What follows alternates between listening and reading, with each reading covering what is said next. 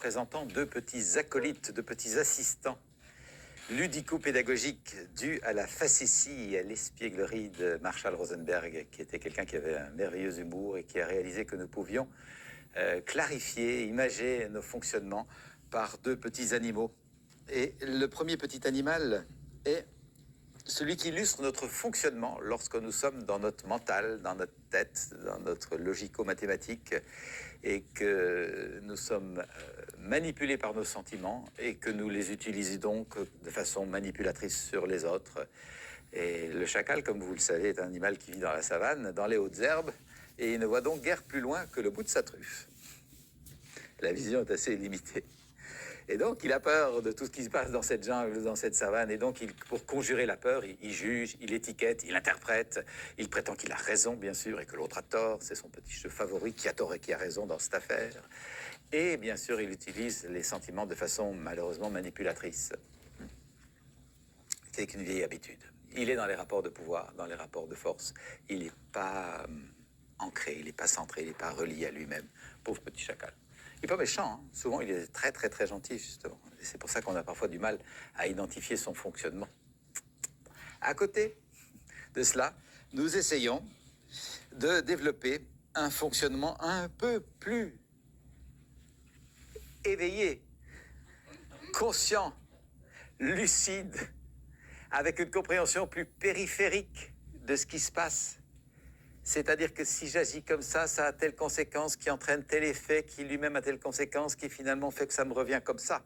Il y a un discernement que nous tentons d'éveiller pour regarder les choses autrement qu'au-delà de l'immédiateté, je dirais.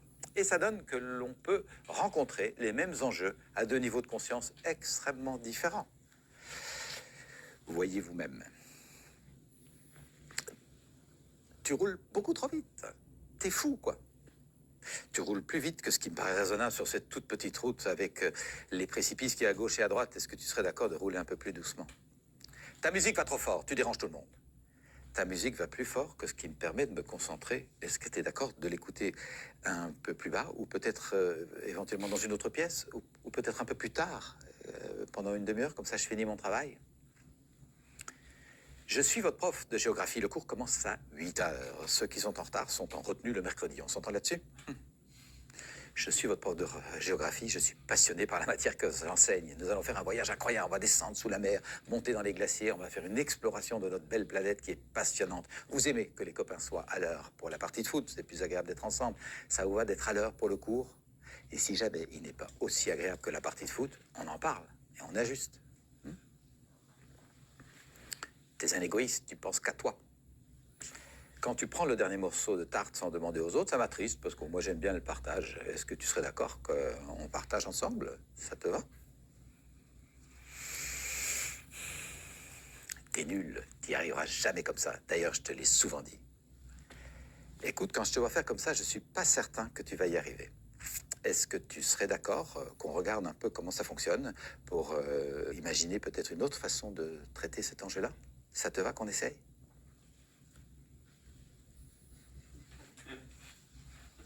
Tu prends beaucoup trop de place dans cet atelier. T'as vu comme tu prends la parole? C'est dérangeant, tu gênes tout le monde.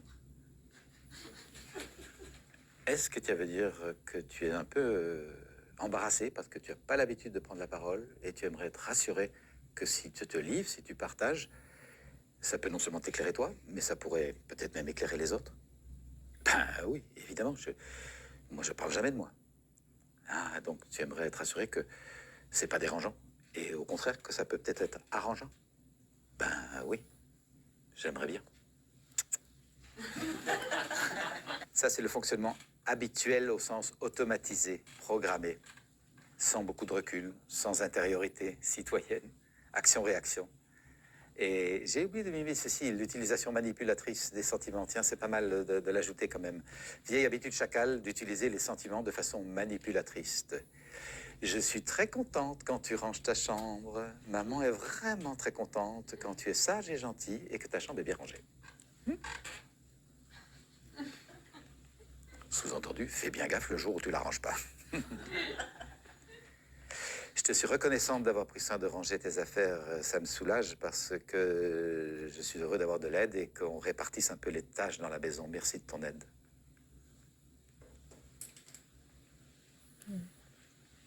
Je suis triste quand tu nous ramènes un 5 sur 20 en mathématiques. Waouh! Tu devrais faire des efforts quand même. Quand je vois 5 sur 20 en mathématiques sur ton carnet de notes, je suis inquiète. Est-ce que c'est une matière que tu comprends? J'aimerais savoir si tu comprends bien la matière et si jamais, si tu la comprends pas, si tu te sens assez à l'aise dans ta classe pour poser des questions. Est-ce que ça te va qu'on en parle?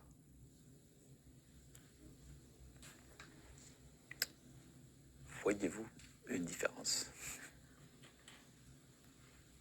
Ici, fonctionnement dans des rapports de force, pouvoir, reproche, critique, culpabilisation, domination, ou parfois chacal gentil qui s'écrase, soumission, violence sur soi. Ici, tentative de connexion. J'essaie de comprendre, j'essaie d'encourager, j'essaie de stimuler, je sais me remettre en question. Je prends la responsabilité de ce que je vis. Je n'attribue pas aux autres la responsabilité de mes sentiments. Je développe une hygiène de conscience, une hygiène de vie. Pas forcément confortable, mais salutaire pour la cohabitation.